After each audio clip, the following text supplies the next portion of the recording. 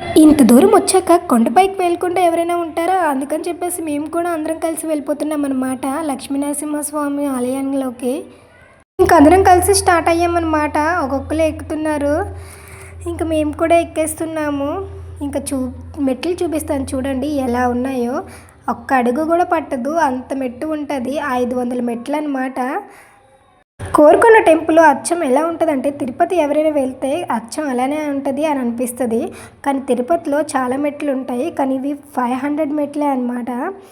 ఇంకా గుడి దగ్గరికి అయితే కష్టపడి ఏదో ఎక్కేసామన్నమాట. ఇంకా గుళ్ళోకి వెళ్ళడానికి చాలా పెద్ద లైనే ఉన్నారు. ఇంకా జనాలు చూసారా ఎంతమంది ఉన్నారో. ఇంకా గుడి లోపల లైన్ అనమాట ఇది.